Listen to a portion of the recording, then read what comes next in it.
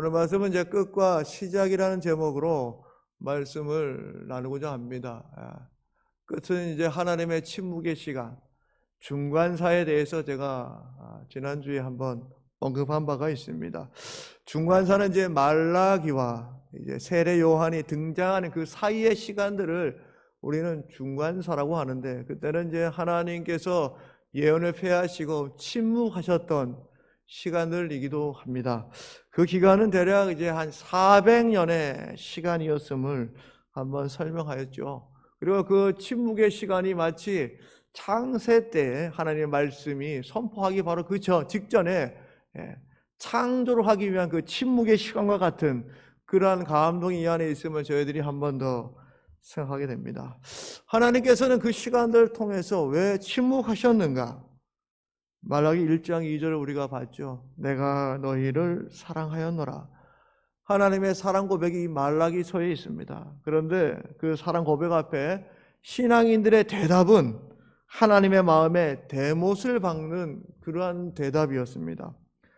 주께서 어떻게 우리를 사랑하셨나이까? 내가 널 사랑한다. 언제요?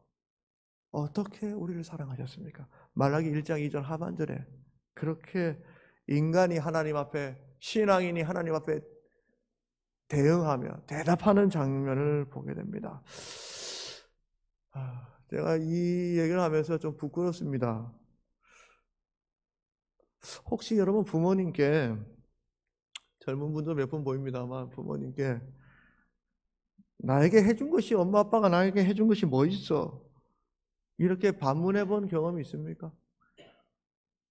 혹 내 자녀들에게 이런 말을 들어보신 경험이 있습니까? 이 말은 부모님께 큰 상처를 남기는 말이죠. 부부 사이에도 이런 말을 할 수 있겠습니다. 당신 시댁에서 해준 게 뭐가 있어? 처가에서 해준 게 뭐가 있어? 그런데 이런 말보다 더 나쁜 것은 뭡니까? 당신이 나에게 해준 게 뭐가 있어? 이런 말들이죠. 정작 우리는 이런 말들에 가슴 아파하고 상처를 받으면서도 하나님께 내가 이런 말을 무심코 내뱉고 있다는 사실을 깨닫지 못할 때가 많습니다. 깨달으면 이렇게 말 못하겠죠. 모르기 때문에 이렇게 말하는 것입니다. 자녀들이 이렇게 말하는 것도, 부모님이 나에게 해준 게 뭐가 있어 말하는 것도 이 말의 깊이가 어떤 것인지 모르기 때문에 하는 것입니다. 말라기 시대 때 그들의 모습은 하나님의 사랑을, 고백을 몰라줄 뿐만 아니라 하나님을 멸시하였습니다. 말라기 1장 6절에는 내 이름을 멸시하는 제사장들아 라고 말하고 있고, 우리가 어떻게 주를 멸시하였나이까? 라는 대답도 나와 있는 것을 보게 됩니다. 하박국서를 저희가 수요일 금요일에 보고 있습니다만, 하박국서에도 역시 같은 맥락의 말씀이 나옵니다. 멸시, 조소, 비웃음, 이런 단어들이 나오는 것을 우리가 발견하게 됩니다. 멸시, 조소, 비웃음이라는 단어는 누구에게 향한 말이냐면 바벨론에게 받는 신앙인들의 멸시, 조소, 비웃음에 대해서 기록되어져 있습니다. 그래서 하박국 선지자가 너무 괴로워합니다. 마치 그물에 걸린 물고기 같고 벌레 같다라는 심정을 그가 갖고 있는 것을 우리가 살펴보았습니다. 그러나 정작 진짜 멸시를 받고 있는 분이 있다라는 것을 깨닫지 못합니다. 자기가 받고 있는 멸시, 조소, 비웃음은 신앙인들이 너무 잘 아는데 진짜 멸시받고 있는 분이 있다는 것을 깨닫지 못해요. 자녀들도 내가 받는 멸시, 비웃음, 조소는 아는데 내 부모님이 받는 것을 잘 몰라요. 신앙인도 마찬가지예요. 내가 받는 건 알아요. 그러나 하나님이 받고 있는 멸시,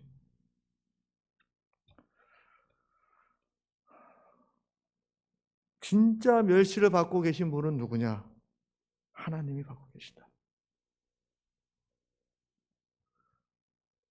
누구에게 멸시를 받고 있느냐? 세상을 말하는 게 아닙니다, 여러분. 성경은 누구에게 지금 가리키고 있냐면 바로 우리 믿음의 권속들, 백성들에게 멸시를 받고 있다. 우리에게 어떻게 이 하나님을 멸시하는 것이 삶으로 굳혀야 됩니까? 율법을 해이하게 받아들였다라고 하박국 선지자가 말하고 있습니다. 해이하게. 해이하다는 말은 무시하다, 마비된다는 의미가 있다라고 제가 밝혔죠. 무시하다. 말씀을 무시합니다. 삶 속에서. 그리고 마비되어져 있습니다. 마음이. 말씀에 암이 들어와도 이미 마비되어져 있어요. 그 상태를 두고 율법이 해이하다 말하는 것입니다. 그런 백성들, 본인이 해이해진지도 모르고 살아가는 그 백성들에게 하나님 멸시를 받는 것이고, 그 가운데 그 백성들 향해서 침묵하고 계신 것입니다. 그 기간이 400년이었습니다. 어떻게 우리를 사랑하셨습니까? 역사 속에서 보여주시기로 작정하셨습니다. 예수 그리스도를 통해서 말씀이 육신이 되어서 눈으로 보게 해주신 것입니다. 여러분, 구약 히브리 전통에서는 듣는 것 되게 중요시하겠죠. 진리를 아는 것에 중요한 것은, 깨닫는 것은 이 들음에서 있다고 봤어요. 들음이 깨달음, 알므로 연결된다라고 생각했습니다. 그래서 듣는 게 되게 중요해요. 구약에는 쉐마라고 하죠. 쉐마라는 말은 들으라는 뜻을 가지고, 들으라. 쉐마 자체가 들으라는 뜻이에요. 들으라. 구약만 얘기하는 신약 성경도 역시 마찬가지죠. 들음을 되게 중요시 여깁니다. 믿음은 들음에서 난다라고 분명하게 말하고 있죠. 그런데 거기에서 하나 더 플러스합니다. 뭐냐? 본다도 강조합니다. 신약에서는. 그러니까 들음과 보는 것이 신앙생활에 굉장히 중요하다. 믿는다라는 말은 그래서 안다, 원어로는 야다라고 하기도 합니다만, 안다, 그리고 보다, 이 두 가지가 연결되어 있습니다. 믿음은. 세례 요한이 예수님이 자신에게 세례를 받으러 올 때에 그분을 보고 깜짝 놀라서 고백하는 장면이 나와요. 오늘 우리 장로님도 우리 아동부 설교 때 이렇게 말씀을 증거하셔서 참 제가 좋아하는데, 요한복음 1장 29절에 보면 보라 말합니다. 먼저 보라. 보는 것을 강조합니다. 보라. 세상 죄를 지고 가는 하나님의 어린 양이로다. 보라. 되게 중요해요. 믿음에 보라. 또 요한복음 1장 39절에 보시면 예수님께서 제자들을 전도하실 때 와서 보라 말씀하셨고, 이어서 빌립이 나다나엘을 전도합니다. 뭐라고 말하는가? 똑같이 말하면 예수님 하신 방식 그대로 와서 보라 얘기합니다. 또 요한복음 1장 47절에 뭐라고 되어 있습니까? 나다나엘이 빌립의 전도를 받고 예수님 앞에 갈 때에 예수님께서 이렇게 말합니다. 보라!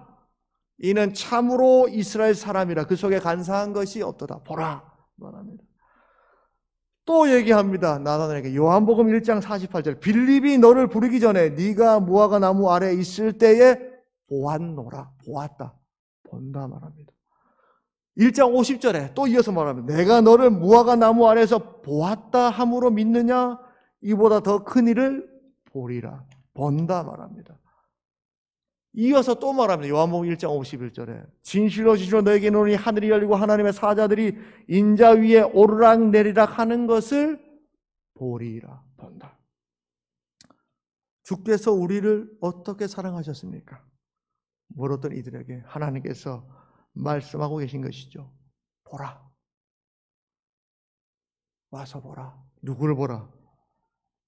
그 말씀이 육신이 된 예수님을 보라.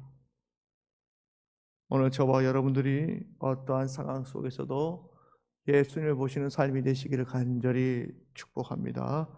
그분을 우리가 주님을 볼 때에 하나님이 어떻게 나를 사랑하였는지 알 수 있습니다. 예수님을 본 사람만이 그것을 알 수 있어요. 예루살렘에서 이스라엘의 위로를 기다린 노년의 시므온처럼, 예루살렘의 속량을 바라며 기도했던 노년의 안나처럼, 하나님께서는 그분을 기다리고 보기를 원하는 사람에게 아기 예수님을 보여주셨습니다. 여러분에게도 갈망하며 기대하며 바라볼 때에 우리 주님께서 분명히 여러분에게 보여주실 줄로 믿습니다. 오늘 본문에는 예수님께서 세례 요한에게 세례를 받으시고 사역을 시작하는 장면이 나옵니다. 오늘 설교 제목도 끝과 시작이라고 말하고 있습니다. 침묵이 끝나고 복음이 시작되고 있습니다. 또한 예수님의 공생애, 일반적인 삶에서 이제 평범한 삶에서 공생애가, 일반적인 삶이 끝나고 공생애가 시작되는 장면을 보게 됩니다. 평범한 삶이 끝이요, 하나님의 사역이 시작되는 시간들입니다. 세례 자체가 그런 것입니다. 내 옛사람은 죽고 새 사람이 일어나는 그러한 것이 세례의식이고, 이제 그것 이후의 이야기가 시작되고 있는 것을 보게 됩니다. 세례 요한도 마찬가지죠. 예수님도 그렇습니다. 끝과 시작이 있습니다. 제자들도 마찬가지죠. 모두 끝과 시작 속에 있습니다. 아이에게 책을 읽어주고 있으면 자신이 좋아하는 장면이 있고 싫어하는 장면이 있어요. 자신이 좋아하는 장면에 이르면 그 내용을 계속 읽어달라고 그래요. 얼마나 읽어주는지 모릅니다. 아주 여러 번 계속 그 장면 읽어줘요. 그런데 아무리 그 장면이 재미있어도 그 다음 장면으로 책을 넘겨야 할 때가 있는 것입니다. 또한 그 장면이 재미있는 것도 앞부분부터 한 장면이 연결되어져 있기 때문에 재미있는 것입니다. 이야기는 그 재미있는 장면들이 서로 시작하고 끝맺으면서 계속 넘기면서 진행되는 것입니다. 말라기의 장면, 침묵의 장면, 세례 요한의 등장과 장면, 예수님이 세례를 받으시고 넘기고 계속 진행되는 것이다. 끝과 시작이 계속 진행되는 것이다. 저는 우리 인생도 그렇다고 생각합니다. 지난날의 시간은 아픔의 시간이요 눈물의 시간입니다. 하나님 앞에 바로 서지 못했던 시간입니다. 괜찮습니다. 이제 넘깁시다. 새로 펼쳐진 책의 내용은 이제 하나님 앞에 바로 서는 모습으로 저와 우리 모든 성도님들이 그렇게 써져 가기를 소망하는 것입니다. 장면 하나하나가 그렇게 시작되고 끝맺고 시작되고 있는데, 우리의 신앙의 여정도 이러한 거대한 하나님의 역사 속에서 한 장면을 자리매김하며 써나가기를 소망하는 것입니다. 오늘 저와 여러분들이 새롭게 아름답게 써나가시기를 주의 이름으로 간절히 축복합니다. 그래서 우리의 삶이 그런 점에서 굉장히 특별한 것입니다.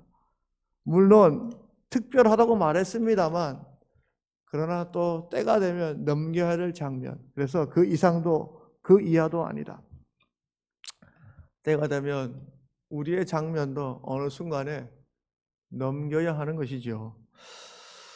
세례 요한은 자신의 삶의 정점, 하이라이트가 이제 끝났다는 것을 압니다.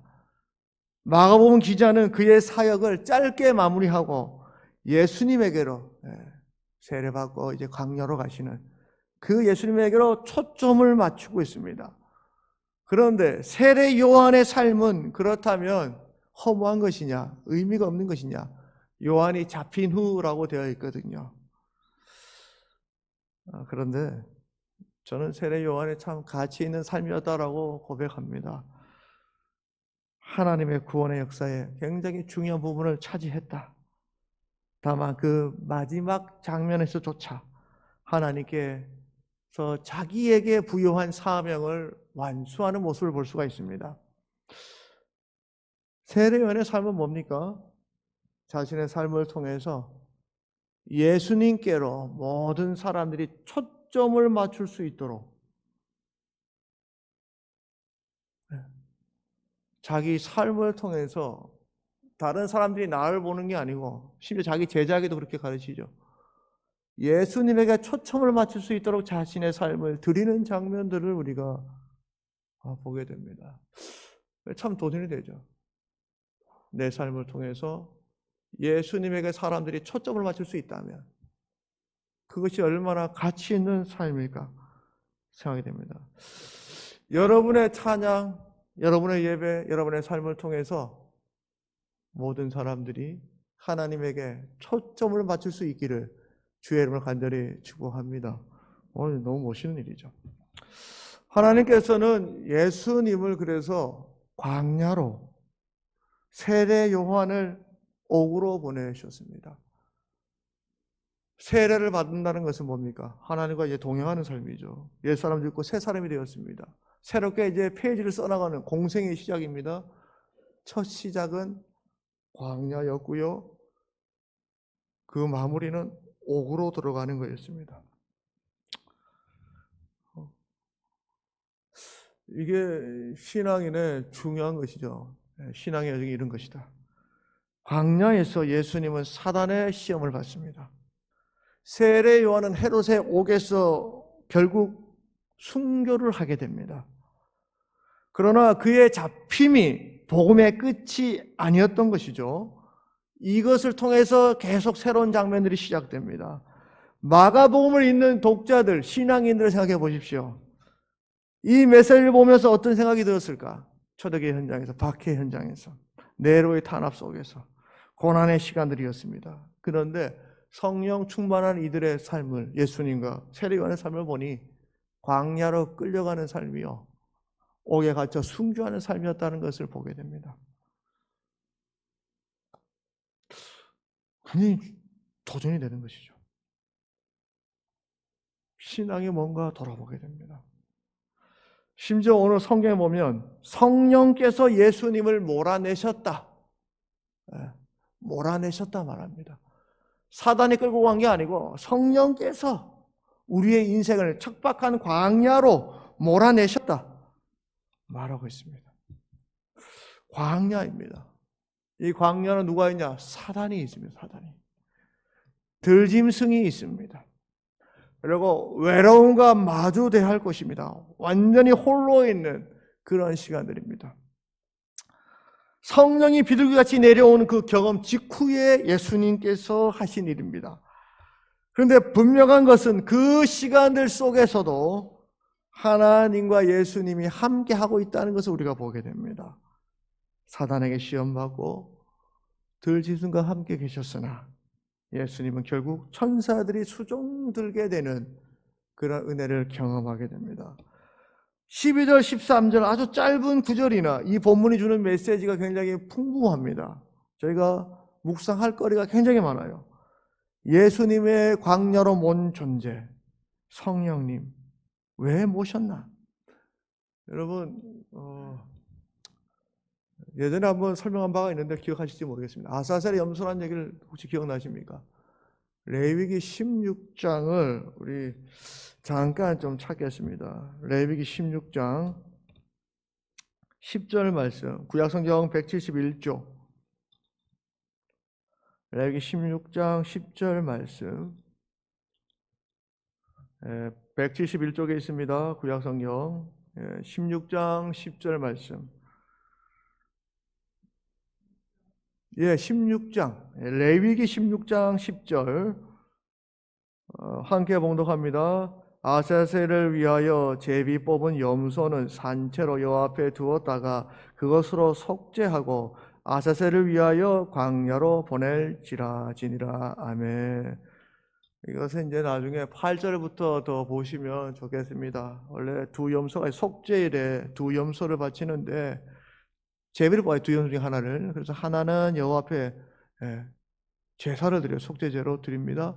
하나는 어쩌면 아사셀의 염소를 쓰는데 이건 뭐냐면 기도를 하고 우리 죄성을 기도해요. 안수해서 기도해요. 그 다음에 이 염소를 어떻게 하냐면 강요로 내몰아요. 얘가 갈락할까요? 안 갈라 그래요. 강요 짐승이 있고 먹을 게 없는데 갈락하겠습니까? 그러면 어떻게 하냐면 때려요. 가라고. 얘가 세게 맞으니까 너무 아파가지고 다시는 안 돌아오는 거죠. 얘가 안 돌아오면 내 속죄가 이루어졌다고 생각했어요. 때려요.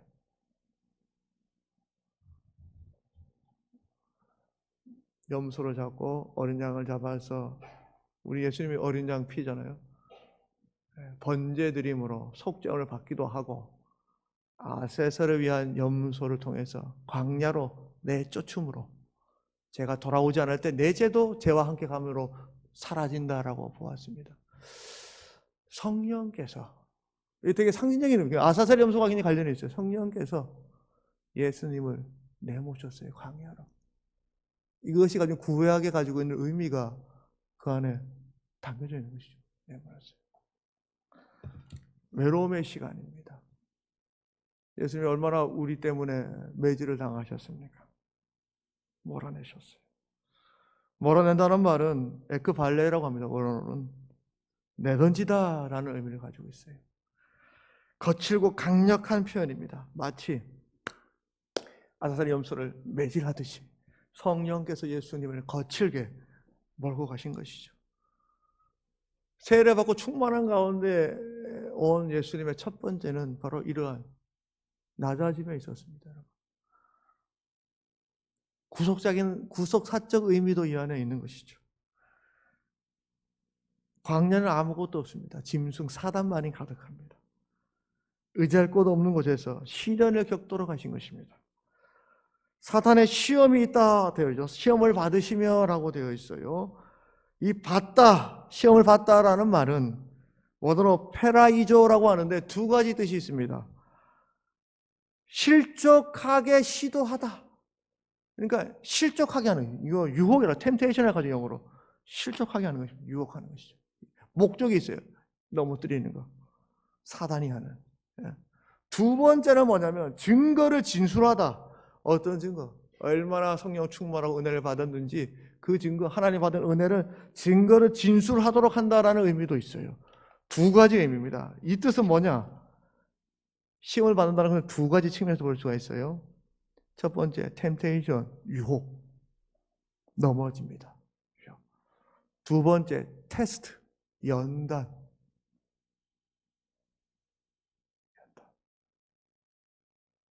시련. 유혹과 연단이 함께 어우러져 있는 뜻이며 광야에서 사단에게 시험을 받는다는 것은 그렇다는 것은 사단의 유혹인과 동시에 하나님의 계간에 있는 사건임을 우리가 이것을 통해서 이해할 수가 있는 것입니다. 오늘을 살아가는 우리에게도 여러 가지 어려움, 광야와 같은 어려움의 시간을 갖습니다. 초대교회 현장에서도 수많은 박해와 어려움이 옵니다. 어떨 때는 이것이 템테이션이 됩니다. 유혹이 돼요. 시험이 됩니다. 나를 넘어뜨리려고. 그러나 또 신앙의 한 측면에서 뭡니까? 신앙을 증거하게 하는 테스트가 됩니다. 시련이 됩니다. 어떤 이에게는 시험으로 유혹하게 해서 넘어지기도 하고 어떤 이에게는 시련으로 나를 더욱 단단하게 하는 시간들이 될 수도 있다. 여러분, 예수님이 받으신 시험을 돌아보면 내적인 것과 외적인 게 다 있어요. 광야라는 외적인 상황이죠. 배고픔의 시간들이었죠. 금식하셨습니다. 들짐승이 울고대는 울부짖는 것이었습니다. 이것이 외적인, 밤에는 더위와 낮에는 추위와 견디어야 되는 외적인 시험, 시련이 있었어요. 동시에 내적인 시련도 같이 옵니다, 여러분. 사단이 끊임없이 하늘 바로 서지 못하도록, 정도를 걷지 못하도록 유혹합니다. 외적인 시련과 내적인 시련 모든 것이 예수님에게 다가왔던 장면을 보게 되죠. 상징적인 것이죠. 오늘을 살아가는 성도들에게도 마찬가지다.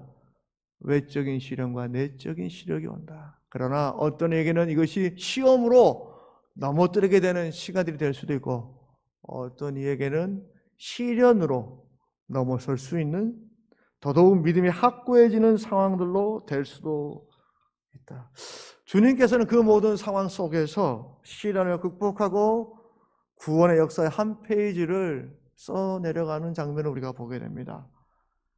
시련을 극복한 이의 모습이 얼마나 더 시련을 극복하신 이를 보신 적이 있습니까? 굉장히 굳세집니다, 여러분. 단단해집니다.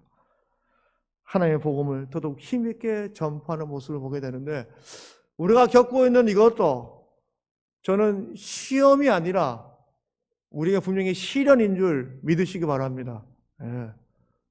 이겨낼 수 있다. 여기서 우리가 이 정도로 까딱하지 않는다는 것이죠. 더더욱 단단해지고 견고해지는 그러한 계기가 되기를 간절히 축복합니다. 예수님께서 그 은혜 가운데 15절에 강력하게 선포하죠. 이르시되 때가 찼고 하나님 나라 가까이 왔으니 회개하고 복음을 믿으라 하시다니. 말씀은 시련 이후에 더 강력하게 담대하게 선포합니다.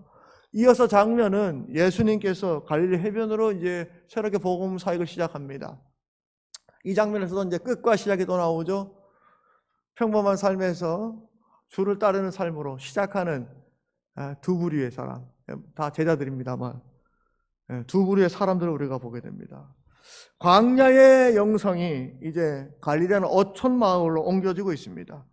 물론 이제 갈릴리가 가지고 있는 신학적인 아주 상징적인 의미도 있습니다만 아주 소외된, 율법적으로 소외된 그 지역에 하나님의 말씀이 선포됩니다. 먼저 그물을 던지고 있는 시몬과 안드레를 만나시죠. 그리고 선포합니다. 나를 따라오라. 빠르게 보시면 18절에 보시면 그들의 행동을 이렇게 말하고 있습니다. 곧 그물을 버려두고 따르니라. 또 이어서 보니까 좀 가시다가 이번에는 이제 세베대의 아들들을 만납니다. 야고보와 요한을 만납니다. 그들도 역시 같은 직업에 어부를 생업을 하고 있고요. 오늘 말씀을 싹 살펴보니까 무엇을 하고 있었느냐? 19절 하반절을 보시기 바랍니다. 그들도 배에 있어 그물을 깁는데라고 말하고 있습니다. 깁고 있다. 당시의 그물은요, 잘 썩는 재질, 생화포로 되어 있어요. 잘 썩는 재미로 되어 있습니다. 그래서 바로 수선하거나 햇볕에 말리지 않으면 이게 썩는다고 합니다. 그물을 깁는다는 것은 미래를 준비하는 행동이에요. 지금 자신의 생업에 미래를 준비하면서 정말 최선을 다해서 행동하고 있는 장면을 보게 됩니다. 내일을 향한 행동이었어요. 이 장면을 보세요. 다시 말하면 예수님 말씀하기 전까지는 까마득하게 몰았던 삶이에요. 예측하지 못했어요. 그런데 바로 그런 상황에 내가 내일 할 일을 지금 준비하는 가운데 예수님이 딱 말씀하신 것이죠. 부르셨다 말한다. 부르시니. 왜 부르셨습니까? 미래를 준비하고 있는 그들에게 다른 차원의, 전혀 다른 차원의 내일을 나와 함께 맞이하자고 예수님께서 제안하신 것입니다. 그런데 이 제안을 듣고 두 형제가 이렇게 말합니다. 20절 보시면 어떻게 행동하냐면 20절 중반절에 그 아버지 세베대를 품구들과 함께 배에 버려두고 예수를 따라가니라. 네 사람 모두가, 두 사람 제자에 부름받은 네 사람 모두가 주님을 따르는데 어떤 일정한 행동을 같이 합니다. 그죠? 버려둔다. 그리고 따랐다 얘기합니다. 옛 시대의 옛 삶을 버려두고 내려놓고 새 시대를 맞이하고 있습니다. 옛 시대의 옛 삶을 버려두지 않으면 새 시대를 맞이할 수가 없는 것입니다. 예수님은 물고기를 잡기 위해 그물을 준비하며 살아가는 이들에게 전혀 다른 차원의 삶을 제시합니다. 물고기 잡는 어부 말고 사람을 잡는, 낚는 어부가 되는 게 어떻겠니? 그런 어부가 되라 명령하셨어요. 버려두었다는 것은 무엇을 의미하는 것일까? 버려둘 때는 그것이 가치 없다는 뜻일까? 내가 버려두고 있는 이것이 저는 그렇다고 생각하지 않습니다. 버려두는 그것들, 내 부모님 어찌 가치가 없어요? 가치 있죠. 내가 하고 있는 생업 가치 있습니다. 그런데 버려두었다는 것은 무슨 의미입니까? 더 가치 있는 것을 보았다는 것이죠. 이것도 중요합니다, 여러분. 여러분 생업 다 버려두라는 얘기 아니죠. 중요합니다. 그러나 더 큰 가치를 발견했다. 그것보다 더 절대적인 가치가 있다는 것을 말해주고 있는 거죠. 성경은 지금 우리에게. 내 깊고 그물질하는 것도 중요하나 그것보다 더 가치 있는, 그것을 내려놓을 정도로 가치 있는 것이 있다는 것을 말하고 있는 것입니다. 제자들은 예수님을 보는 순간, 그분의 명령을 듣는 순간 본인이 가치 있다는 것보다 더 그것과 상대할 수 없는 더 큰 감격, 은혜, 절대적 가치를 본 것입니다. 여러분, 우리가 착각을 하는데 내려놓음으로 은혜를 입은 것이 아니고 은혜를 입음으로 내려놓을 수 있는 것입니다.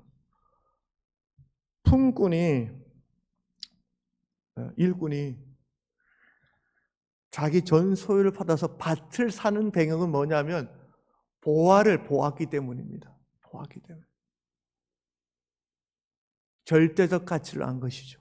그러니 다른 거, 자기가 가지고 있는 모든 거 다 팔아서라도 그 밭을 사려고 하는 것입니다. 못 본 사람, 그 절대적 가치를 모르는 사람은 살 수 없어요.